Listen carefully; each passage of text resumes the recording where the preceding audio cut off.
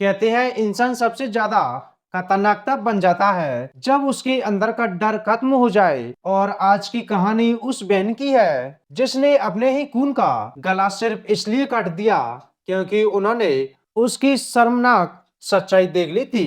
यह घटना यूपी के इटावा जिले की है। यहाँ एक घर के अंदर जो हुआ उसने पूरे इलाके को हिला कर रख दिया था।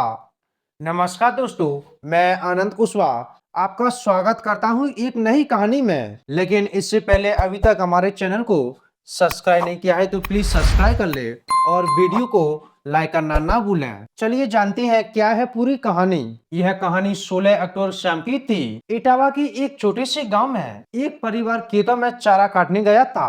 घर में सिर्फ 3 बहनें थीं। बड़ी बहन अंजलि और उसकी 2 छोटी बहनें रूही 7 साल की और गुड़िया 5 साल की। परिवार को क्या पता था कि जब वो लौटेंगे तो उनका घर खामोश हो जाएगा और दीवारें खून से सनी होंगी। जब परिवार घर लौटा, दरवाजा अध खुला था। घर के अंदर खून की गंध फैली हुई थी। फर्श पर दोनों बच्चियां खून से लथपथ पड़ी थीं। किसी ने फावड़े से बेरहमी से उनके गले काट दिए थे। घर वालों के पैरों तले जमीन खिसक गई। चीखें पूरे मोहल्ले में गूंज उठी।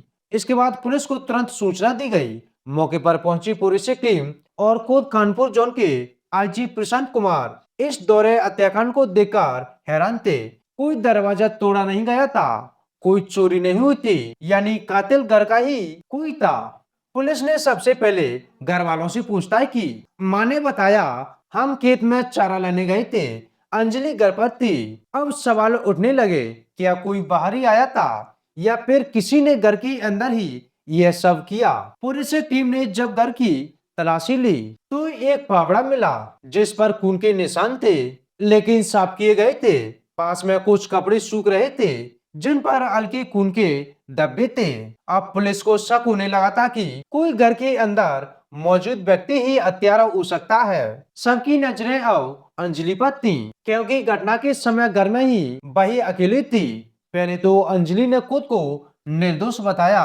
बोली कि जब वो लौटी तब बहनें मरी पड़ी हुई थी, लेकिन पुलिस को उसके बयानों पर शक होने लगा। आखिरकार जब पुलिस ने सख्ती से पूछताछ की तो अंजलि टूट गई और उसने कबूल कर लिया था कि हाँ, मैंने ही उन्हें मारा है। पुलिस अधिकारियों ने जब पूछा क्यों किया है ऐसा, अंजलि ने कहा, उन्होंने मुझे उस हालत में देख लिया था जो कोई नहीं देख सकता था। वो आपत्तिजनक स्थिति में थी और उसे डर था कि अगर छोटी बहनों ने यह बात माता पिता को बता दी तो उसका नाम, उसकी इज्जत सब खत्म हो जाएगी। और फिर उसने वही किया जो किसी ने सोचा भी नहीं था। गुस्से, डर और शर्म के बीच उसने फावड़ा उठाया और दोनों मासूम बहनों पर वार कर दिया। चीखें गूंजी लेकिन घर में कोई नहीं था। कुछ ही मिनटों में दोनों की जान चली गई थी। अंजलि ने इसके बाद फावड़ा साफ किया, अपने खून से सने कपड़े धोए और सबूत मिटाने की कोशिश की, लेकिन खून की गंध झूठ नहीं बोलती। पुलिस टीम ने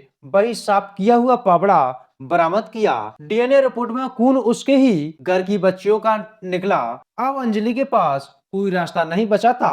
पुलिस ने अंजलि को गिरफ्तार कर लिया। उसका चेहरा बेपरवाह था, मानो उसने कुछ गलत किया ही ना हो। लेकिन जब उसे अपनी माँ के सामने लाया गया तो माँ रो पड़ी। तूने मेरे घर को ही उजाड़ दिया अंजलि। पूरा गांव हैरान था। किसी को विश्वास नहीं हो रहा था कि एक बहन अपने ही खून की दुश्मन बन सकती है। आज अंजलि जेल में है और उसके माता पिता अब भी उस दिन को भूल नहीं पाए। यह कहानी सिर्फ एक हत्या की नहीं बल्कि उस सोच की है जहां शर्म, डर और झूठ इंसानियत से बड़ी हो जाती है। कभी कभी गुनहगार बाहर से नहीं आते, वो हमारे अपने घर में पलते हैं।